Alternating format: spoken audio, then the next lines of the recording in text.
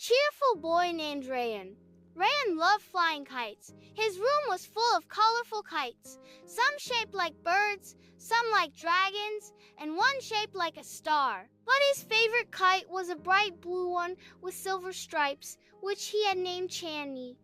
Rayan's Dada Abu had taught him how to fly kite. Every spring, during Basant, they would spend hours on the rooftop, flying kites and making fun. "One day, you'll make a kite that can touch the stars," Dada Abu would say, his eyes twinkling. One night after everyone had gone to sleep, Rayan sat by his window, staring at the moon.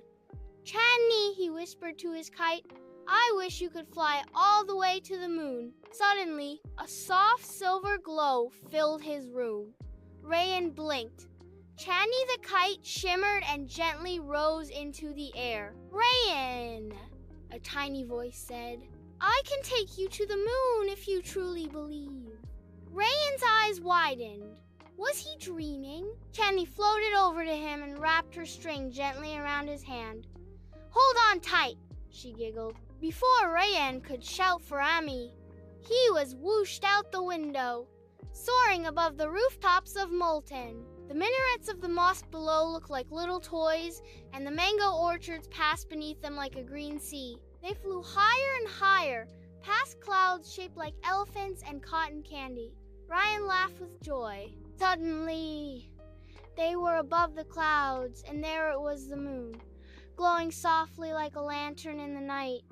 When they landed on the moon, Rayan gasped. It wasn't gray and dusty like he had seen in pictures. It sparkled with moon flowers, glowing rocks, and floating bubbles filled with stardust. Friendly moon rabbits hopped around in slow motion, and a beautiful sparrow named Nori welcomed him. "Welcome, Rayan," said Nori. "We've heard of your kind heart and kite-flying skills." Rayan blushed. "Thank you. I didn't know the moon was so magical, but it needs your help," said Nori sadly. "Our moonlight is fading because the star strings are tangled. Only a true kite flyer can untangle them." Rayan nodded bravely. "Show me the way." Nori led him to the Valley of Stars, where glowing threads of light hung in the sky, twisted like noodles. With Chandni's, name of kite, help, Rayan flew through the sky, gently pulling and looping the star strings into place. It was like flying 100 kites at once. Hours passed, or maybe minutes.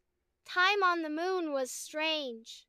Finally, with one last tug, the sky sparkled as the stars danced back into place. The moonlight glowed brighter than ever. "You did it!" cheered the moon rabbits. Nori flapped her wings. "As a thank you, we'll grant you one wish." Rayan thought for a moment and smiled. "I wish to return home safely, and maybe remember this is more than just a dream." Nori nodded.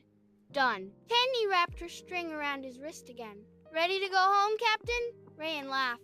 "Let's fly!" With a swoosh and a swirl, they zipped through the stars and clouds, over the sleepy town of Multan, and back through Rayan's window just before the first azan echoed in the morning sky. He blinked. Was it real? His room looked the same. Chandni was resting on the wall, but something sparkled in his hand. It was a tiny glowing feather, one of Nori's.